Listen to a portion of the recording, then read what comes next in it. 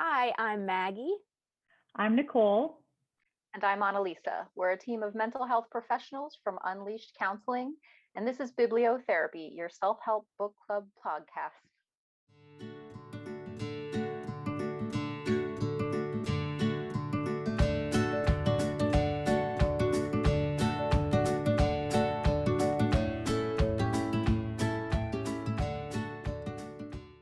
All right, so we're just going to jump in. We are currently reading You Are a Badass: How to Stop Doubting Your Greatness and Start Living an Awesome Life by Jen Sincero. But my team has told me that we need to talk about something else before we jump into this week's book. Team?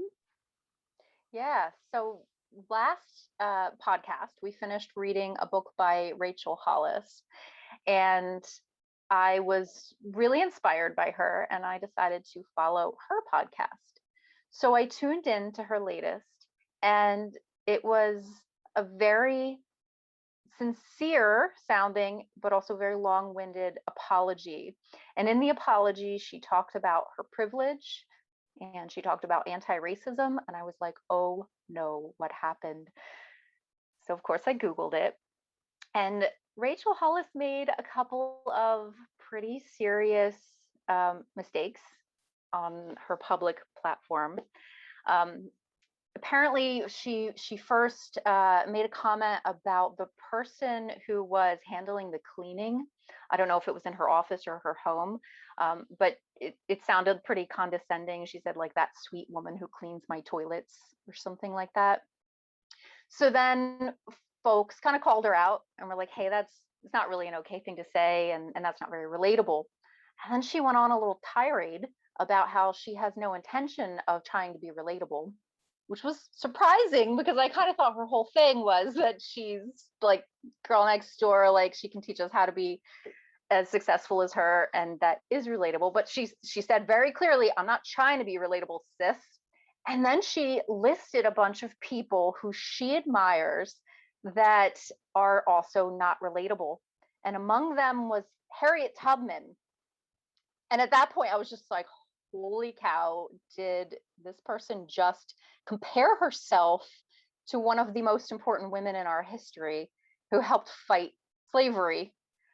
And whew, so pretty racist. And Rachel Hollis is a white woman. I assume folks probably know that listening to her podcast or seeing her pictures everywhere, following her on Instagram.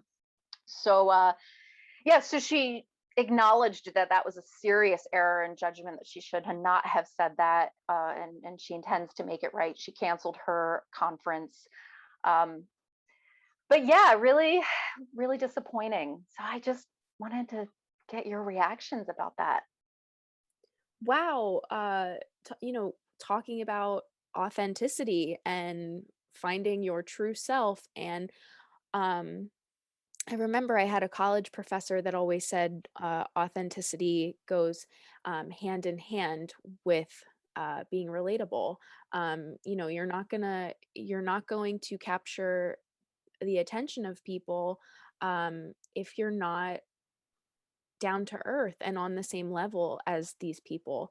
Yeah, so it was interesting because I had gotten the planner, the Rachel Hollis planner, and I texted Lisa saying, "Hey, got this planner. Like, I'm ready to do it. Like, I saw about yours," and she's like, "Yeah, but you see what she did?" And I was like, "Wait, what?"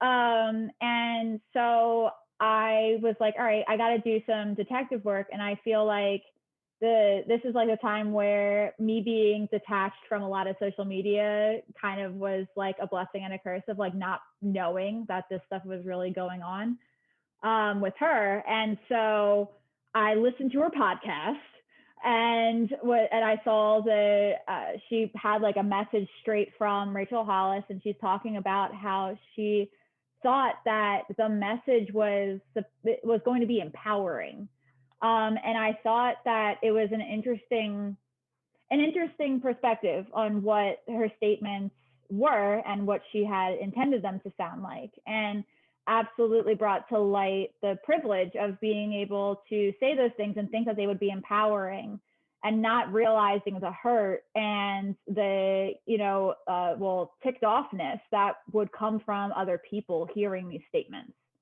And it just it was a lot to take in. So it also made me think about what we're doing here in this podcast, right? Because we are three white women who are selecting these self-help books and essentially helping to promote these authors' works.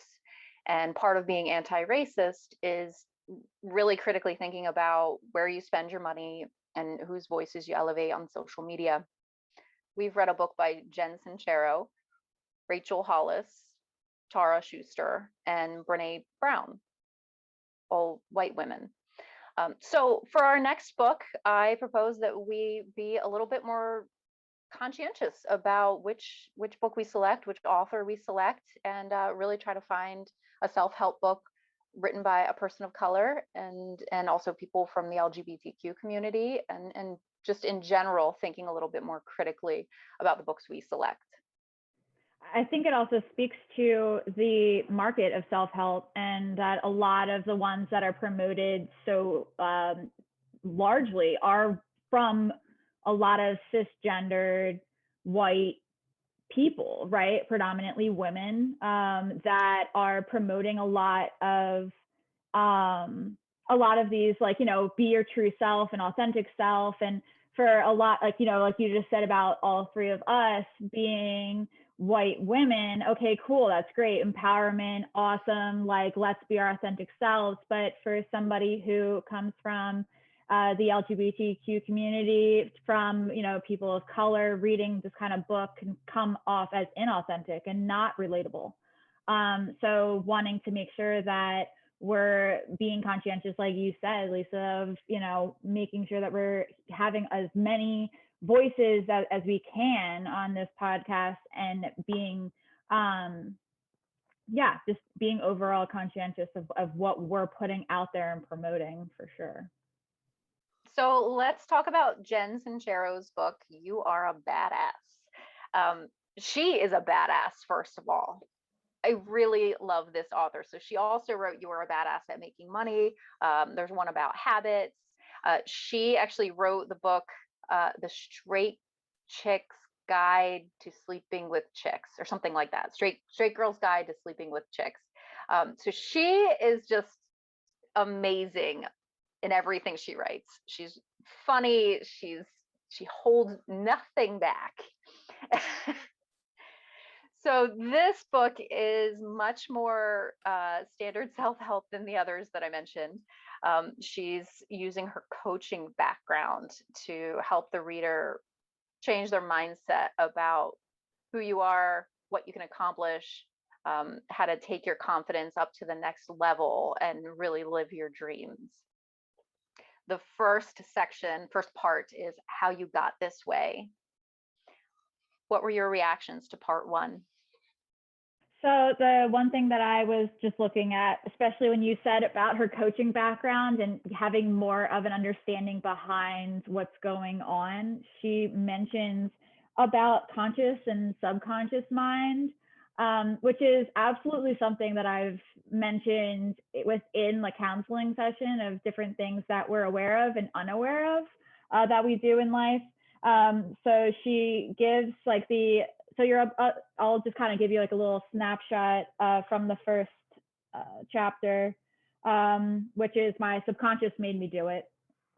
And so on page 24, your subconscious took this at face value, might develop such beliefs as money equals struggle, money is unavailable, it's money's fault that I was abandoned by my father, money sucks and causes pain, right? So those are the messages being taken into the subconscious when seeing that dad gets angry every time something's happening financially, right? So that could then be pulled into the rest of your life, and now having a subconscious thought about money in general. So you may then manifest these unsubconscious beliefs by staying broke no matter how hard you consciously try to make money. So it's you being almost in your own way subconsciously. And you might be like, oh my gosh, I'm trying all these different things, but it's not working out. There is now coming from that subconscious. So that's something that I liked, going a little bit deeper instead of being like, oh, you're in your own way. It was like, here's how you could be in your own way.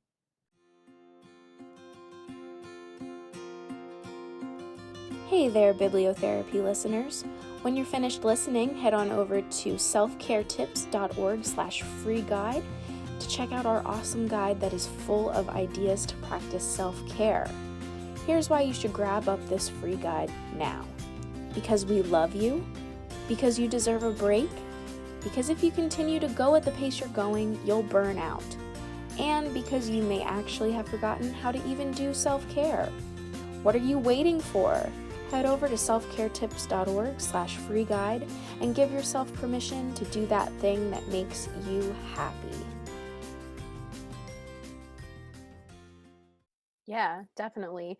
I agree, and I like how she kind of starts off with you know with the first chapter of money, and then how you feel about money, your view on it and how it affects you. And I was like, ugh, talk about the number one thing that like I worry about, and I know a lot of people worry about, when it's like, my dad used to say this all the time whenever I would question an expense, if I was buying something or going somewhere. He would say, money is just money. You can always make more of it. And it is true.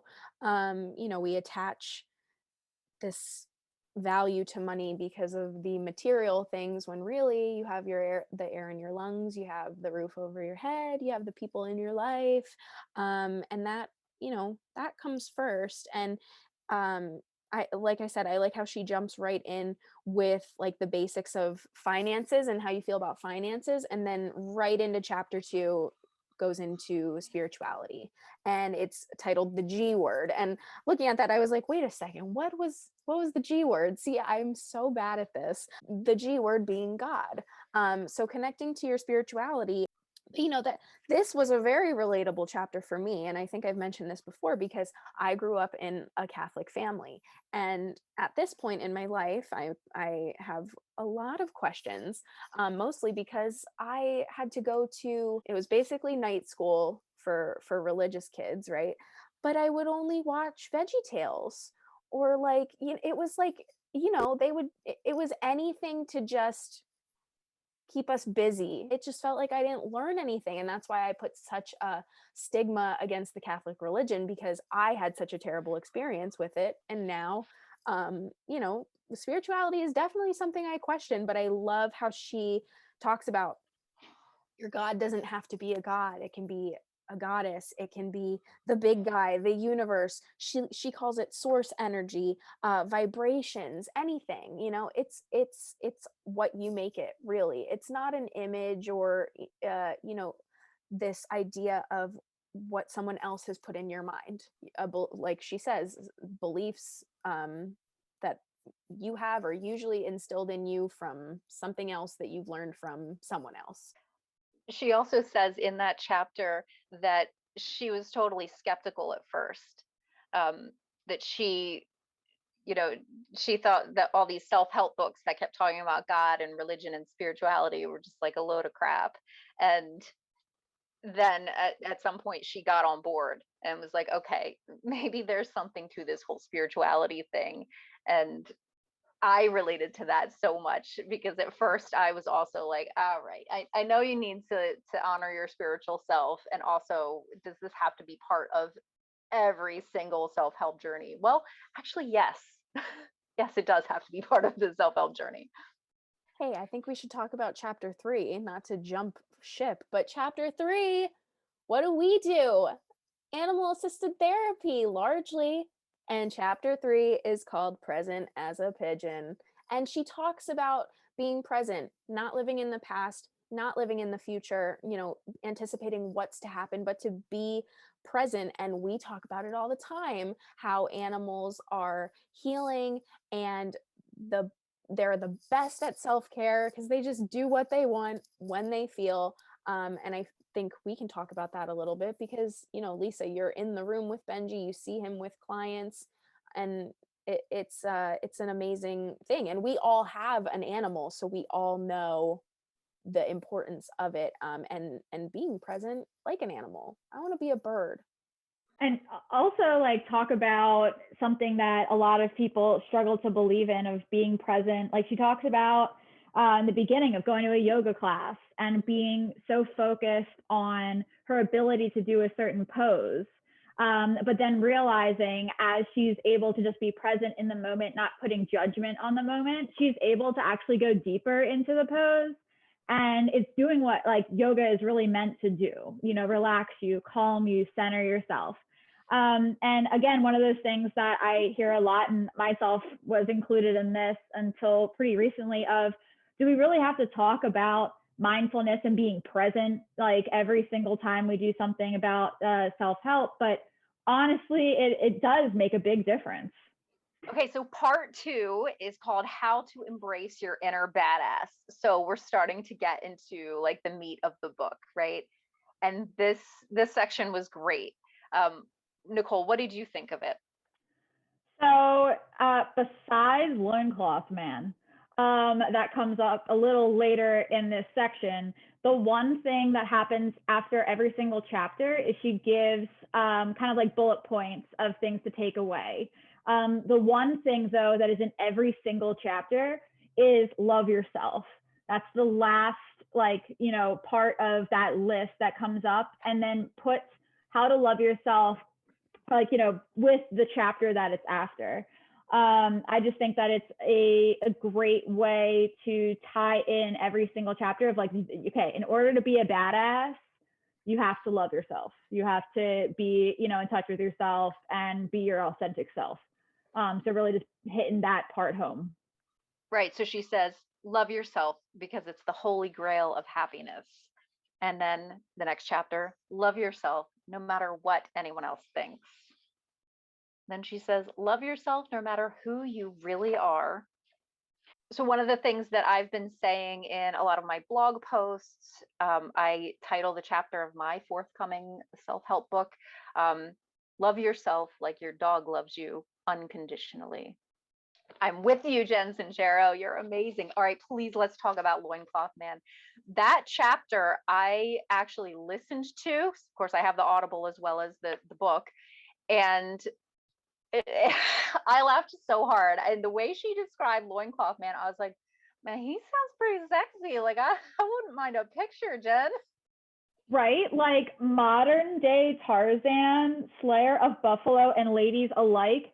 I was like, and the thing was that, like, she starts out the chapter of, like, oh, this guy doesn't exist. Like, my friend is totally BSing me. He's lying. And then comes across this man and realizes, like, not only is he real, but he's, like, good looking. And what do I do, like, in this moment? And I want to be like Loincloth Man, who just does, like, their own thing, like, goes out in, if I want to go out in the wilderness in a loincloth and get a squirrel, then I'm going to go into the wilderness and get a squirrel somewhere in another state, like, that's just be yourself, do your thing. And maybe yourself is not liking the outdoors and hiking and eating squirrels. Because personally, take me on a hiking trip, you'll probably never see me again. I don't know. I don't know why. It might have something to do with my, my love for murder mysteries and documentaries, and then that might be why I don't like to go into the forest. My favorite podcast is My Favorite Murder. And one of their like main mantras is stay out of the forest. They're always stay out of the effing forest, people. So Maggie, rather than being turned on by Loincloth Man, you were a little afraid. Well, I'm impressed by people like that. So I guess that speaks to just being your own fill in the blank, right? Of, like, For some people, loincloth man sounds awesome. You could be anything you want. And it says, again, talking about love yourself, right? In that particular chapter, that's no matter who you really are, love yourself, right? Back to that authentic self. I love it. See, that's my takeaway, people. Love yourself. Be yourself. You badass. Yeah. I'm also really looking forward to what quotes she implements in the beginning of the rest of the chapters. I love when authors do this, when they put quotes at the beginning. She had a quote from Kurt Cobain, she had a quote from Tesla, Latsu, all kinds of people from all different walks of life. So we're getting into like you said, the meat of the book. So I'm looking forward to seeing how it goes for the rest of it. So if you are interested in reading along with us, our next recording of Bibliotherapy is going to cover how to tap into the mother lode, how to get over your BS already, and how to kick some ass. Thanks for listening, everybody. Tune in again in the next 2 weeks, and we'll finish up this book. Bye. Bye. Bye.